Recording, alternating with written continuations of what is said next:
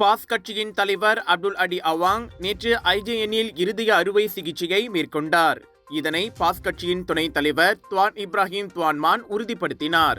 வளர்ச்சியடைந்த நாடுகளுக்கு இணையாக மலேசியாவிலும் மருத்துவ நிபுணர்களும் வசதிகளும் இருக்கின்றன என்பதை நிரூபிக்கும் வகையில் பாஸ் தலைவருக்கு மேற்கொள்ளப்பட்ட வெற்றிகரமாக இருதய அறுவை சிகிச்சை அமைந்ததாக அவர் தெரிவித்தார். இந்த அறுவை சிகிச்சை குறித்து தாம் உட்பட கட்சியின் முக்கிய தலைவர்களுக்கு IJN நிபுணர்கள் விளக்கமளித்ததன் மூலம் அவர்களின் முழு கடப்பாட்டையும் உணர முடிந்ததாக துவான் இப்ராஹிம் தெரிவித்தார்.